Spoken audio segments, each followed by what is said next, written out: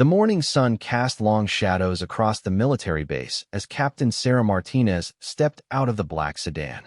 Her uniform was crisp, her posture straight, but inside her stomach churned with nervous energy. Today marked the beginning of what would either be the greatest challenge or the biggest mistake of her military career. The driver, a young corporal, glanced at her through the rearview mirror.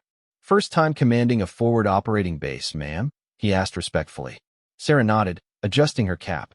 "First time commanding anything this size," she admitted honestly. The admission felt strange coming from someone who had spent 12 years climbing the military ranks, but it was true. This assignment was different from anything she had done before. As they approached the main gate, Sarah could see groups of soldiers gathered near the barracks. Some were engaged in morning exercises, others were cleaning equipment, but she noticed how conversations seemed to pause as their vehicle passed. Word traveled fast on military bases, and she was certain everyone already knew about their new commanding officer. The base itself was larger than she had expected. Built on 40 acres of desert terrain, it housed nearly 300 personnel. This was a crucial training facility where elite units prepared for overseas missions. The responsibility felt heavy on her shoulders, but Sarah had worked too hard to get here to let doubt creep in now. Colonel Peterson, her superior officer, had been cleared during their final meeting. "Martinez, this assignment isn't just about your capabilities," he had said, leaning back in his chair. "There are people watching to see if promoting women to command positions was the right decision. Don't let us down." The pressure was immense, but Sarah understood the larger picture. She was one of only 12 women commanding bases of this size in the entire military. Her success or failure would influence decisions about future female commanders for years to come. As the sedan pulled up to the headquarters building, Sarah noticed a group of officers standing near the entrance. These would be her direct reports, the men and women she would be leading. Taking a deep breath, she gathered her briefcase and stepped out of the vehicle. The first person to approach was Lieutenant Colonel Jake Morrison, a tall man with graying temples who had been serving as interim commander. His handshake was firm, but Sarah caught something in his eyes that made her pause. It wasn't quite hostility, but it wasn't enthusiasm either. "Welcome to Forward Operating Base Falcon, Captain Martinez," Morrison said formally. "The men are eager to meet you." Behind him stood 4 other officers: Major Thompson, a stocky man with 20 years of service; Captain Williams, who looked to be in his early 30s; Lieutenant Rodriguez, a young woman who seemed genuinely excited; and Sergeant Major Collins, whose weathered face showed no emotion whatsoever.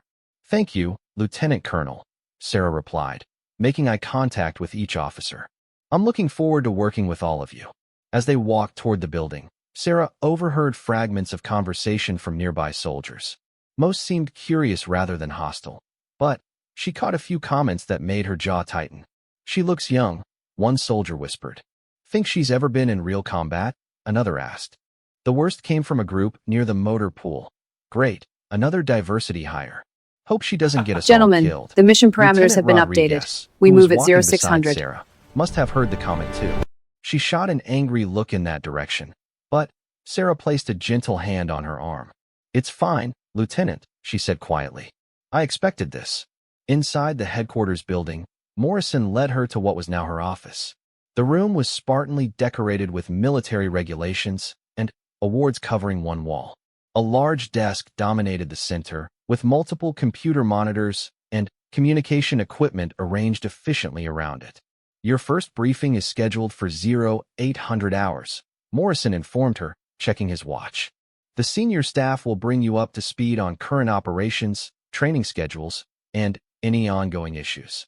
Sarah set down her briefcase and looked around the office that would be her command center. "What kind of issues are we dealing with, Lieutenant Colonel?" Morrison's expression grew serious. "Well, ma'am, morale has been a concern lately. The previous commander, Colonel Bradley, was well-liked. He had been here for 4 years, and the men respected him. His transfer came suddenly, and there's been some uncertainty about the future direction of the base." "I understand," Sarah said, though she sensed there was more Morrison wasn't telling her. "What about our current training operations?" "We have 2 units preparing for deployment to Afghanistan," Morrison continued. one Special Forces team, and one reconnaissance unit. Both are in critical phases of their preparation. The Special Forces team deploys in 6 weeks, and they're behind on several key training milestones. This information hit Sarah like a cold splash of water. 6 weeks was an incredibly short timeline, and if these soldiers weren't properly prepared, lives could be at stake. She made a mental note to review the training schedules immediately after the briefing. "Anything else I should know before we meet with the staff?" she asked. Morrison hesitated for a moment, then spoke carefully. "Ma'am, I think it's important you understand that some of the senior NCOs have expressed concerns about the change in command. They're not questioning your qualifications directly, but they're worried about continuity and whether new leadership will understand the unique challenges we face here." Sarah appreciated Morrison's diplomatic way of saying that her soldiers didn't trust her yet. It was exactly what she had expected, but hearing it confirmed still stung. "I understand their concerns, Lieutenant Colonel," she replied firmly. "My job is to earn their trust through my actions, not my words." At exactly 0800 hours, Sarah walked into the briefing room. The senior staff was already assembled around a large conference table. Maps covered the walls, showing local terrain and training areas. Several computer screens displayed real-time data about ongoing exercises and weather conditions. Sarah took her seat at the head of the table and looked around at the faces staring back at her. Some appeared genuinely interested, others seemed skeptical, and a few looked downright doubtful. "Good morning," she began, keeping her voice steady and authoritative. "I know my appointment as your new commander has raised questions and concerns. I want to address those head-on." The room was completely silent. Sarah could feel the weight of their collective scrutiny, but she pressed forward. "I'm not here to make dramatic changes for the sake of change," she continued. "I'm here because this base has a mission, and my job is to ensure we accomplish that mission safely and effectively. I don't care about your gender, your background, or your personal opinions about women in leadership. What I care about is your professionalism and your commitment to excellence." Major Thompson leaned forward slightly. "Ma'am, with respect, this base has operated successfully under male leadership for 15 years. The men know what to expect, and they know the standards. How do we know you understand the pressure and demands of combat preparation?" The question hung in the air like a challenge. Sarah had anticipated this moment, and she was ready for it. "Major Thompson," she replied calmly, "I've completed 3 combat tours, 2 in Iraq and 1 in Afghanistan. I've led reconnaissance missions behind enemy lines, coordinated artillery support during firefights, and made life and death decisions under pressure. I've been wounded twice and decorated 4 times for valor under fire." She paused, letting the information sink in before continuing. "But, more importantly, I've spent the last 5 years studying advanced military strategy and leadership at the War College. I graduated top of my class in tactical operations and strategic planning. My job isn't to prove I'm as good as the men who came before me. It's to prove I'm better." The room remained silent, but Sarah noticed subtle changes in body language. Some officers sat up straighter, others exchanged glances that suggested surprise. Sergeant Major Collins, who hadn't spoken yet, nodded almost imperceptibly. "Now," Sarah continued, "let's talk about our current situation. Lieutenant Colonel Morrison informed me that our Special Forces team is behind schedule. I want a complete breakdown of their training status by noon today. I also want individual assessments of each team member, including any concerns about their readiness." She turned to Major Thompson. "Major, you're responsible for the reconnaissance unit. What's their current status?" Thompson consulted his notes. "They're progressing well, ma'am. Currently running advanced navigation and communication exercises.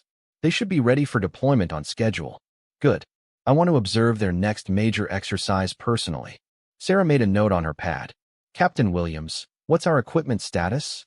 Williams, who had been quiet until now, straightened in his chair. "We're operating at 93% capability, ma'am. We have some issues with night vision equipment and need replacement parts for 2 of our vehicles." "How long to get those parts?" Sarah asked. "Supply says 2 weeks, but based on past experience, probably closer to a month," Williams replied. Sarah frowned. A month was too long if they had units deploying soon. I'll contact supply directly and see what we can do to expedite that. We can't send people into the field with substandard equipment. As the briefing continued, Sarah asked detailed questions about every aspect of base operations. She inquired about soldier welfare programs, maintenance schedules, security protocols, and communication systems. Her questions were specific and demonstrated a deep understanding of military operations. By the end of the 2-hour session, the atmosphere in the room had shifted noticeably. While not everyone appeared convinced, the open skepticism had been replaced with cautious attention. Ladies and gentlemen, Sarah concluded, I know change is difficult, but I'm not asking you to like me. I'm asking you to work with me. This base has a reputation for excellence, and I intend to maintain and improve that reputation. Are there any questions? Sergeant Major Collins spoke for the first time. Ma'am, the troops will want to know your position on discipline and standards. Fair question, Sergeant Major. My position is simple. Standards exist for a reason, and they will be maintained. I believe in firm but fair discipline. I also believe in taking care of soldiers who give their best effort, and I have no tolerance for those who don't. Collins nodded slowly. Understood, ma'am. As the meeting concluded and officers filed out, Sarah remained seated, reviewing her notes. The first hurdle was behind her, but she knew it was only the beginning. The real test would come in the days and weeks ahead, when her leadership would be measured not by her words, but by her actions. Lieutenant Rodriguez approached as Sarah was gathering her materials. Ma'am, if I may say so, that was impressive. You handled their questions perfectly. Sarah looked up at the young officer. Thank you, Lieutenant, but the questions were the easy part. Now comes the hard work of proving I deserve to be here. As Rodriguez left, Sarah sat alone in the briefing room, looking at the maps and charts that represented her new responsibility. 300 lives depended on her leadership, and she could feel the weight of that responsibility settling on her shoulders. Outside, she could hear the sounds of military life continuing. Vehicles starting up, soldiers calling out commands, equipment being moved. This base was now hers to command, and failure was not an option. The laughter and whispered doubts she had encountered during her first morning were just the beginning. Sarah Martinez knew that earning respect would require more than a good briefing and an impressive service record. It would require her to demonstrate day after day that she was not only capable of leading these soldiers, but that she was the right person to prepare them for the dangers they would face in combat. 3 weeks had passed since Sarah's arrival at Forward Operating Base Falcon, and the routine had begun to settle into a familiar rhythm. Each morning started with physical training at 0530 hours, followed by equipment inspections, tactical briefings, and various training exercises throughout the day. Sarah made it a point to be visible throughout the base. She joined soldiers for morning runs, observed training sessions, and ate in the mess hall rather than taking meals in her office. Slowly, the initial shock of having a female commander was wearing off, replaced by cautious curiosity about her leadership style. The real test came on a humid Tuesday morning when Sergeant Davis, a veteran with 15 years of service, approached her during equipment inspection. Ma'am, Davis said, his voice carrying a slight edge, the men have been talking, and there's something you need to know. Sarah looked up from the rifle she was examining. Davis was well respected among the enlisted soldiers, and his opinion carried significant weight throughout the base. What's on your mind, Sergeant? Some of the guys think you're being too easy on discipline, Davis said bluntly. Yesterday, Private Johnson showed up late to formation, and you just gave him extra duty instead of writing him up. The previous commander would have had him doing push-ups until he passed out. Sarah set down the rifle and gave Davis her full attention. This was exactly the kind of challenge she had been expecting, and her response would be carefully watched by every soldier on the base. Sergeant Davis, she replied calmly. Private Johnson was late because he was helping another soldier who had injured his ankle during morning PT. He could have left that soldier lying on the ground and made it to formation on time, or he could do what he did, help a fellow soldier at the expense of his own record. Davis's expression shifted slightly, but he pressed on. Ma'am, with respect, rules are rules. The men need to know that standards won't change based on circumstances. You're absolutely right about standards, Sergeant, Sarah agreed. But leadership isn't about blindly following rules. It's about making decisions that strengthen the unit while maintaining discipline. Private Johnson made the right choice, even knowing he would face consequences. That's the kind of soldier I want in my command. She paused, letting her words sink in before continuing. However, I also made it clear to Johnson that next time he needs to send someone else for help while he reports to formation. Standards matter, but so does context. Davis nodded slowly, processing her explanation. Understood, ma'am. The men just want to know where the lines are drawn. The lines are drawn at anything that compromises safety, mission readiness, or unit cohesion, Sarah replied firmly.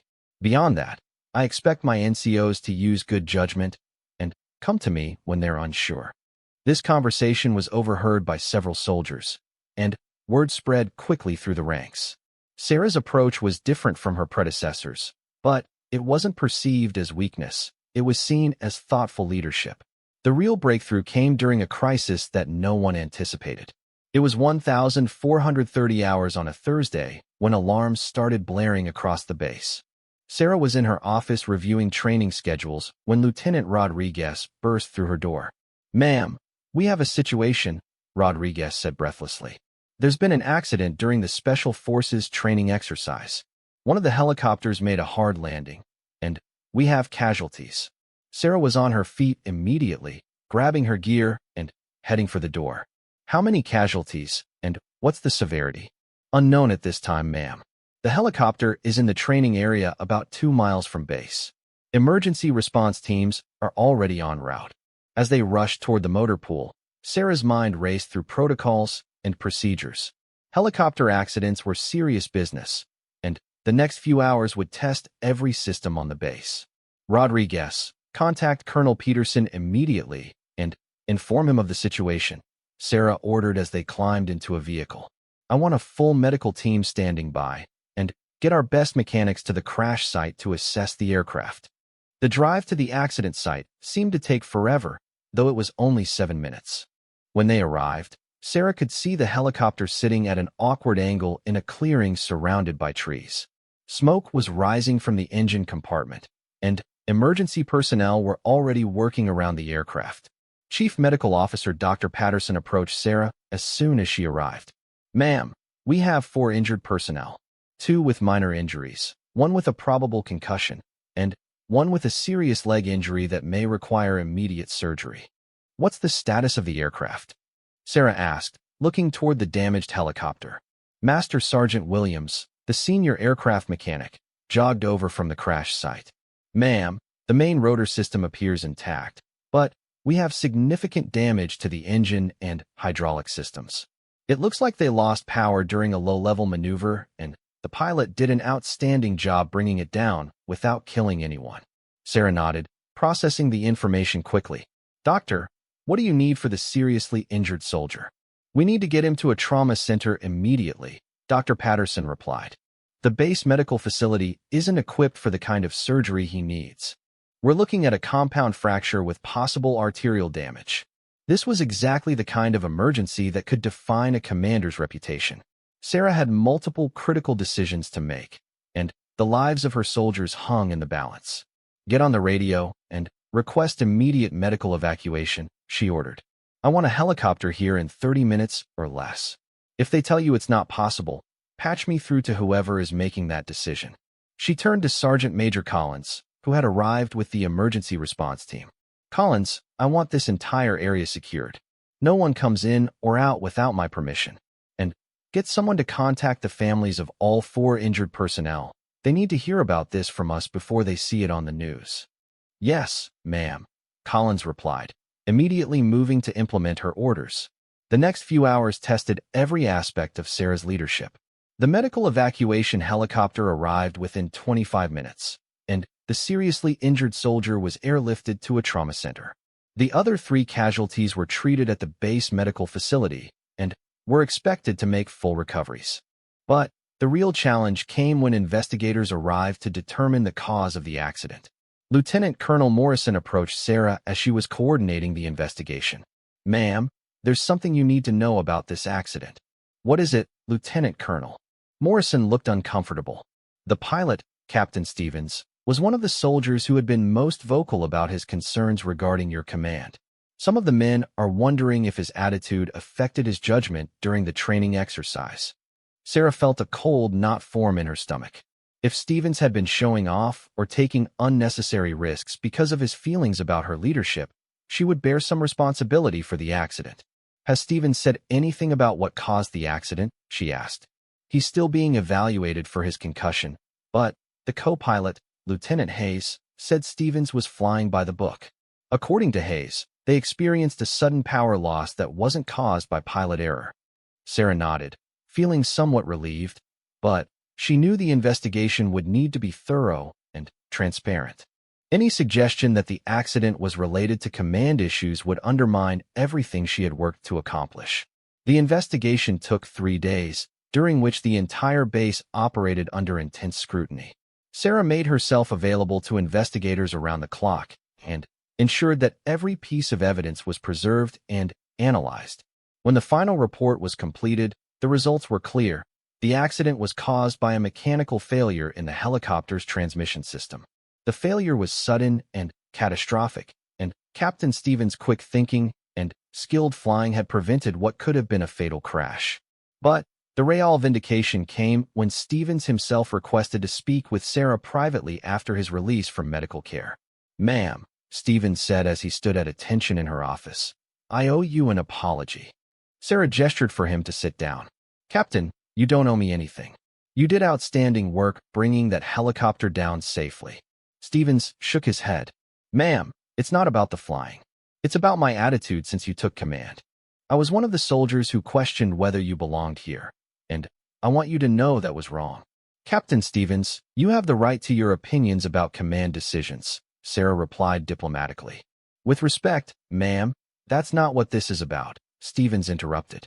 "During those few seconds when we were going down, I realized something.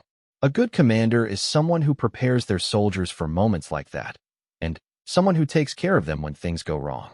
You did both." He leaned forward slightly. "Ma'am, the way you handled the emergency response was flawless. You made the right decisions quickly, you got me the medical attention I needed, and you took care of my family. That's leadership, regardless of gender." Sarah felt a surge of emotion that she carefully kept hidden. This validation from Stevens meant more than she could express. But she maintained her professional composure. "Thank you, Captain. I'm just glad everyone made it through safely." Stevens stood to leave, then paused at the door.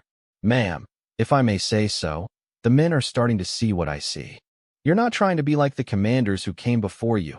You're trying to be better. And I think you are." After Stevens left, Sarah sat alone in her office, processing everything that had happened.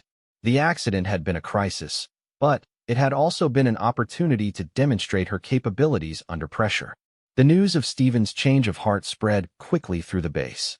If a respected pilot and vocal skeptic could publicly acknowledge her leadership abilities, it carried tremendous weight with the other soldiers. But Sarah knew that acceptance from one soldier, even an influential one, didn't guarantee success. The real test was still ahead, the deployment of the Special Forces team that was now only 3 weeks away. The accident had cost precious training time, and the team was even further behind schedule than before. Sarah faced a difficult decision about whether they were ready for deployment, and that decision could have life or death consequences for soldiers serving in combat zones. Late that evening, as she reviewed training reports and deployment schedules, Sarah realized that her biggest challenge wasn't earning respect from her soldiers anymore. The bigger challenge was living up to the trust they were beginning to place in her. The laughter and skepticism that had greeted her arrival 3 weeks ago had been replaced by cautious confidence. But confidence meant expectations, and expectations meant pressure to perform at the highest level every single day. Sarah Martinez was no longer just trying to prove she deserved to command Forward Operating Base Falcon. She was trying to prove she deserved the lives that were placed in her hands, and that was a responsibility that would test every skill and instinct she possessed as a leader. The morning of the deployment decision arrived with an unusual silence across Forward Operating Base Falcon. Sarah had been awake since 0400 hours, reviewing the final training assessments for the Special Forces team that was scheduled to deploy to Afghanistan in just 5 days. The numbers on her desk told a complicated story. Despite the setback from the helicopter accident, the team had pushed themselves beyond normal limits to catch up on their training requirements.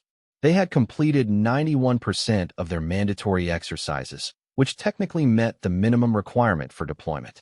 But Sarah knew that technically meeting requirements and being ready for combat were two very different things. Captain Stevens, who had returned to limited duty despite still recovering from his concussion, knocked on her office door at 0530 hours. "Ma'am, the Special Forces team leaders are requesting a meeting," he said. "They want to discuss their deployment status." Sarah looked up from her reports. She had been expecting this conversation. "Send them in, Captain." Master Sergeant Rodriguez, no relation to Lieutenant Rodriguez, entered first, followed by Sergeant First Class Thompson and Staff Sergeant Williams. These three men were the backbone of the Special Forces team, with a combined total of 37 years of military experience and multiple combat deployments between them. "Good morning, gentlemen," Sarah said, gesturing for them to sit. "I assume you're here to discuss your deployment readiness." Master Sergeant Rodriguez, the team leader, spoke first.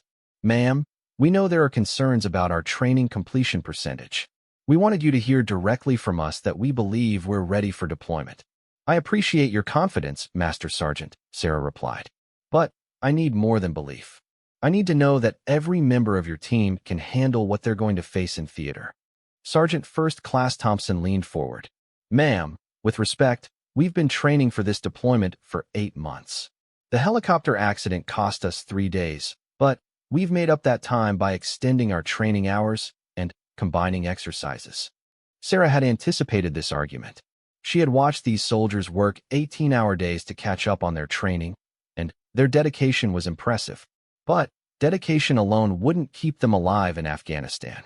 "Gentlemen, I've been reviewing your individual performance assessments," she said, opening a thick folder on her desk. "While your overall team performance is strong, I have concerns about 3 specific areas where the lost training time has had an impact." She pulled out several sheets of paper. "First, your night navigation exercises in urban environments. You completed the minimum number of runs, but your average completion times are 8% slower than standard. Second, your improvised explosive device recognition training was cut short by the accident. And third, your new team member, Specialist Garcia, has only completed 67% of his integration training." The room was quiet as the soldiers processed this information. Sarah could see the frustration in their faces, but she also saw something else, a recognition that her concerns were valid. Master Sergeant Rodriguez spoke carefully. "Ma'am, what would it take for you to approve our deployment?" Sarah had been thinking about this question for days. The pressure to approve the deployment was enormous. Colonel Peterson had made it clear that any delays would reflect poorly on the base's efficiency rating. The unit they were replacing was scheduled to return home, and their families were counting on the timeline. But Sarah had also spent sleepless nights thinking about the phone calls she might have to make to families if soldiers died, because they weren't properly prepared. "Master Sergeant," she said firmly, "I need you to complete 2 additional training exercises. A full night urban navigation course under simulated combat conditions, and a comprehensive IED recognition test for the entire team, with special focus on the newest threat patterns we've identified in recent intelligence reports." "Ma'am," Staff Sergeant Williams interrupted, "that's at least 4 days of additional training. Our deployment date is fixed. We can't change the timeline." Sarah had expected this response, and she was prepared for it. "Staff Sergeant, I'm going to ask you a question, and I want you to think carefully before you answer. Would you rather deploy 4 days late and fully prepared, or deploy on time knowing that you might not be ready for what you'll face?" Williams opened his mouth to respond, then closed it again. The question hung in the air like a challenge to everything they believed about military deadlines and schedules. "Ma'am," Master Sergeant Rodriguez said slowly, "are you saying you're willing to delay our deployment?" "I'm saying that my responsibility is to ensure that every soldier who leaves this base is as prepared as possible for combat," Sarah replied without hesitation. "If that means dealing with the consequences of a delayed deployment, that's my problem, not yours." The three soldiers exchanged glances. They had never heard a commanding officer talk about delaying a deployment before. In their experience, schedules were sacred, and commanders who caused delays faced serious career consequences. "Ma'am," Thompson said quietly, "if you delay our deployment, what happens to your command?" Sarah appreciated the question because it showed that these soldiers understood the risk she was taking. Delaying a deployment without explicit authorization from higher command was a career-ending move for most officers. "Gentlemen, that's not your concern," she said firmly. "Your concern is being ready to accomplish your mission and come home safely. Let me worry about everything else." After the soldiers left to discuss her decision with their team, Sarah made the phone call she had been dreading. "Colonel Peterson, this is Captain Martinez at FOB Falcon. I need to inform you of a situation regarding the Special Forces deployment." There was a pause on the other end of the line before Peterson responded. "What kind of situation, Captain?" "Sir, I'm recommending a 4-day delay in the deployment to allow for completion of critical training requirements that were affected by the helicopter accident." The silence that followed seemed to last forever. When Peterson finally spoke, his voice was carefully controlled. "Captain Martinez, are you aware of the implications of delaying a scheduled deployment?" "Yes, sir. I understand the implications completely." "And you're prepared to take full responsibility for this decision?" "Yes, sir. Completely." Another long pause. "Captain, I'm going to ask you this once, and I want a direct answer. Is this team ready for deployment or not?" Sarah took a deep breath. This was the moment that would define her command and possibly her entire military career. "Sir, they will be ready for deployment in 4 days. They are not ready today." "Understood, Captain. I'll handle the notifications up the chain of command. You handle the training." The call ended, leaving Sarah alone with the weight of her decision. She had just potentially sacrificed her career to protect soldiers she had known for only 6 weeks. But as she sat in her office, she felt a sense of peace about the choice. Word of the deployment delay spread across the base within hours. Sarah could sense the change in atmosphere immediately. Some soldiers seemed to view her decision with increased respect, while others appeared concerned about the precedent it might set. The real reaction came from the Special Forces team themselves. That evening, Master Sergeant Rodriguez requested another meeting. This time, he came alone. "Ma'am," he said as he entered her office, "the team has been talking about your decision." Sarah braced herself for criticism or arguments about the delay. "Ma'am, we want you to know that we understand what you did today," Rodriguez continued. "You put your career on the line for soldiers you barely know. That's not something we're going to forget."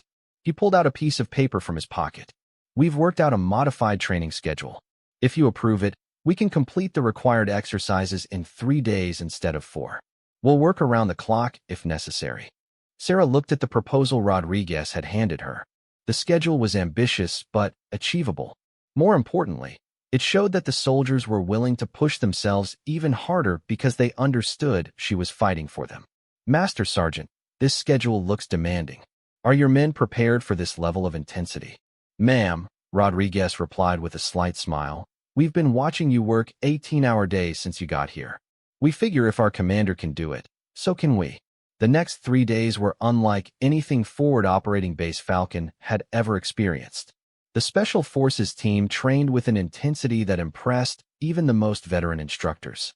They ran night navigation courses in pouring rain, practiced IED recognition until they could identify threats in seconds, and pushed themselves to performance levels that exceeded all previous standards. Sarah was present for every training session, sometimes serving as an observer, sometimes as a participant. She crawled through mud during urban combat simulations, stayed awake for 36 hours straight during endurance exercises, and demonstrated that she was willing to face the same challenges she asked of her soldiers. On the final day of training, something unprecedented happened. As the Special Forces team completed their last exercise, soldiers from other units began gathering to watch. Word had spread throughout the base about the intensive preparation, and everyone wanted to see the results. When the exercise concluded with perfect scores across all categories, spontaneous applause broke out from the assembled soldiers. Sarah had never seen anything like it in her military career. Master Sergeant Rodriguez approached her as the crowd dispersed. "Ma'am, the team is ready for deployment." "I agree, Master Sergeant. You've done outstanding work. Rodriguez hesitated for a moment, then spoke more quietly.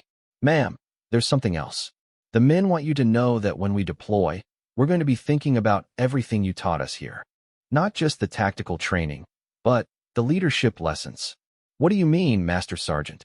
Ma'am, you showed us that real leadership means making hard decisions for the right reasons, even when it costs you personally. That's something we're going to remember when we're making life and death choices downrange. The deployment ceremony took place 2 days later under clear morning skies. As Sarah watched the Special Forces team board their transport aircraft, she felt a complex mixture of pride and anxiety. These soldiers were as prepared as she could possibly make them. But they were heading into harm's way, and nothing could guarantee their safe return. Colonel Peterson attended the ceremony, and his presence sent a clear message about the importance of the mission. After the aircraft departed, he approached Sarah privately. Captain Martinez, he said, I received a call from General Morrison yesterday. Sarah's heart sank. General Morrison was the regional commander, and a call from him usually meant serious consequences. Sir, the general wanted to commend you for your handling of the deployment preparation, Peterson continued. Apparently, the unit commander you delayed has been watching the training reports, and he specifically requested that his replacement unit receive the same level of preparation. Sarah was stunned. She had expected criticism or disciplinary action, not commendation. Furthermore, Peterson added, the general is implementing new protocols based on your training methods. Other bases will now be required to meet the same standards you established here. As Peterson walked away, Sarah stood alone on the airfield, watching the last traces of the transport aircraft disappear into the distance. The soldiers she had fought so hard to protect were now beyond her ability to help, but she had given them everything she could. 6 months later, Sarah received a letter that would become the most treasured item in her military career. It was from Master Sergeant Rodriguez, writing from Afghanistan. Ma'am, the training you gave us saved lives yesterday. We encountered an IED that would have killed 3 soldiers if we hadn't been prepared to recognize the threat pattern. The team wanted you to know that your decision to delay our deployment and insist on proper preparation made all the difference. We're all coming home because you cared more about doing things right than doing things fast. Thank you for showing us what real leadership looks like. The letter was signed by every member of the Special Forces team.